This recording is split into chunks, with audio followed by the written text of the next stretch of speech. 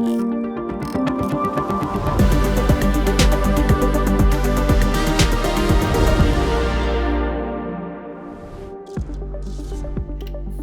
everyone, and welcome to Intel Architecture All Access Season 4, More Performance, Longer Battery Life. I'm Rashi Chabukswar, Intel Fellow leading client hardware software co-design. In this episode, we'll be diving into what it takes to improve performance and battery life on a laptop. Let's start with the basics. Our expectations around work and play have changed dramatically in recent years. Today, we expect to be entertained, creative, collaborative, and productive on our laptops from anywhere. And we expect to do this for hours upon end without needing to constantly recharge our devices. In this episode, we'll dive into some of the power management optimizations we have implemented at Intel to reduce power usage without compromising performance. Modern processors are built with multiple compute engines on the chip, including CPU, GPU, NPU, media, security, and display engines. While all of them draw power from the battery, CPU is the dominant processing unit as it's always on. In 2020, in a bid to reduce these impacts, we launched Lakefield family of CPUs, where we introduced the hybrid cores. Hybrid core revolutionized processor design by combining high-performant P cores and energy-efficient E cores into single chip to dynamically balance performance and efficiency. Since then, we have refined and improved our hybrid architecture for our Alder Lake, Raptor Lake, Meteor Lake, and Lunar Lake processors. P cores are optimized to maximize performance and deliver processing at the speed for high-intensity tasks like gaming, video editing, and 3D modeling. E cores, on the other hand, are designed to maximize performance at a given power budget, making them great for multi-threaded efficiency. They are capable of handling wide range of tasks from lightweight media playback to heavier productivity or even gaming.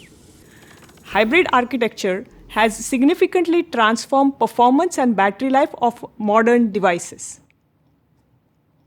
With launch of our latest generation Intel Core Ultra processor, codenamed Lunar Lake, we have further improved our hybrid core architecture to give users even greater performance and longer lasting battery life.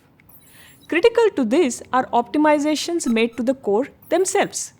We feature 4 SkyMount E cores and 4 Lion Cove P cores. We have completely overhauled the P core microarchitecture, laying foundation for further scaling the future generations. As a result of these changes, Lion Cove delivers significant 14% improvement in instructions per cycle over a wide spectrum of workloads. The same goes for our E cores, where we dramatically increase the overall workload coverage and multi-threaded performance. Lastly, we doubled vector and AI processing power. The SkyMount E cores represent significant advancement in performance efficiency, making them capable of running demanding workloads with reduced power consumption. A big contributor for this is the 26 dispatch ports. Additionally, we have increased the shared L2 cache to 4 megabytes, allowing them to handle much broader set of workloads. SkyMount E cores benefit from an entirely new memory side cache inside the SoC, further improving performance and workload coverage. Acting as an intermediary between the cores and the main memory, it reduces the data retrieval times and latency. With the Lion Cove P cores, we have removed hyperthreading to improve efficiency while maintaining peak single-threaded performance. Hyperthreading was big innovation when we first introduced it, as it allowed for multiple tasks to be scheduled on a single core. This was great for multi-threaded performance. However, hyperthreading does not come for free. It adds complexity and die area. And as computing architecture evolved towards hybrid cores, it became more logical and efficient to use E cores for multi-threading. If you want to learn more about Lion Cove and SkyMount cores, check out presentations given by my colleagues Ori Lampel and Stephen Robinson at the link in the description below. The latest generation of Intel Core Ultra processor, codenamed Lunar Lake, brings with it the next generation of Intel Thread Director, a key technology that provides hardware-based scheduling guidance to operating system scheduler. Thread Director is designed to recommend optimized task allocations for E-cores and P-cores to OS to enhance performance and power efficiency in real time. The next generation of Thread Director has been significantly enhanced to support features like OS Containment Zone in collaboration with Microsoft, power management integration, and broader contextual input hints. Let's dive into one of these innovations, containment zones. Containment zones allow operating system to contain specific tasks within designated core cluster or zones to optimize for their intended use, for example, for performance or efficiency. Let's compare it to delivery service. Intel Thread Director and the operating system scheduler direct packages to appropriate delivery vehicles based on their PNP demands to ensure high performance and maximum efficiency. In this example, E-cores are represented by delivery vans and P-cores by dedicated fast delivery trucks. Typically, company has used delivery vans to deliver packages of similar sizes to different locations. Because of this, standard size delivery vans are normally enough to meet the demand. However, for larger, higher priority packages, company also uses dedicated fast delivery trucks to improve performance and meet their commitment. You can learn more about the power management input and contextual hints in my 2024 ITT presentation linked below. Let's look at a real-world example of containment zone and Intel Thread Director at work. Let's imagine you are heading into a Teams meeting with your colleagues. In the meeting, you all collaborate on the same file for upcoming presentation. This includes text changes, slide transitions, and adding images, a very common scenario in today's workspace. While the call is a single experience for you, in reality, it breaks down into smaller workloads. For example, video encoding, decoding, audio processing, screen sharing, and network management. At the beginning of the meeting, before you start screen sharing, there is nothing else really running on CPU. So the OS contains the workload to E-cores for optimal performance and efficiency. However, as soon as you start to share your screen and collaborate, a host of new workloads begin running, including text editing, media insertion, transition effect, and screen sharing. The operating system and Intel Thread Director work closely together to schedule incoming workloads onto right cores. If the workload is able to provide the expected performance, then tasks like screen sharing, streaming will be scheduled on the E-cores. At the same time, heavy but single-threaded tasks like PowerPoint editing, real-time app launches, changes, media insertion will be scheduled on P-cores if and when we need P-cores to meet performance demands. Now that we have seen some examples, let's unpack how Intel Thread Director and the operating system work together to schedule tasks onto the right cores. There are two main components in the Thread Director scheduling intelligence: classification and the feedback table. Let's begin with classification. We talked about how an online meeting is a collection of multiple workloads. In order to schedule right workloads onto right cores, we need to understand the workload characteristic as well as those of the cores. That's where classification comes in.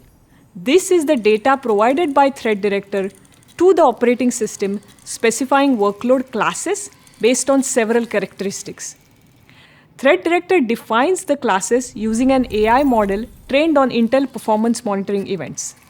This data comes directly from the cores. So in our example, as soon as we click join and enter our meeting, a host of workload need to be scheduled by the OS. Our P and E cores constantly classify stream of instructions to provide class information to the operating system. There are 4 different types of classes: class 0, class 1, class 2, and class 3.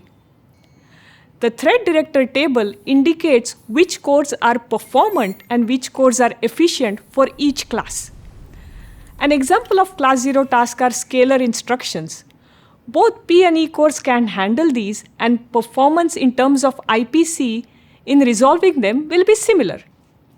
This might include web browsing, emailing, messaging, and some system maintenance tasks.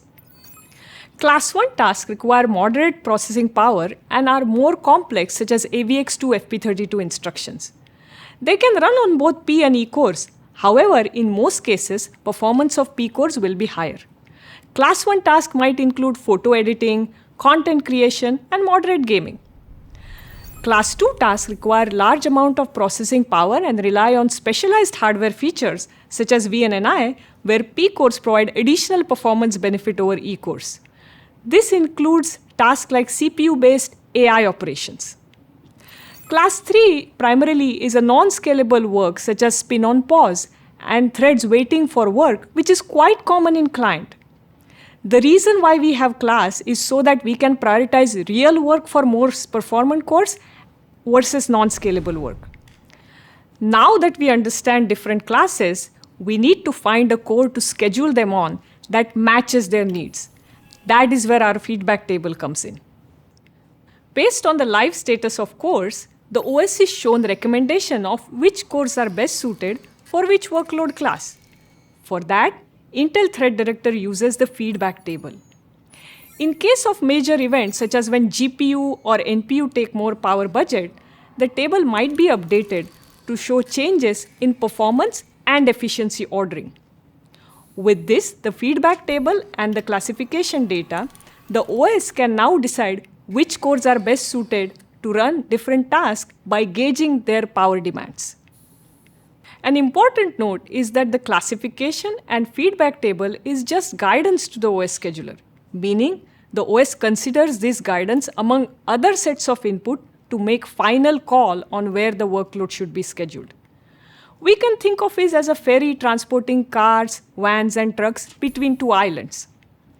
In this scenario, the loading bay coordinator represents Thread Director and is responsible for recommending which lanes vehicles should use to optimize the boarding process.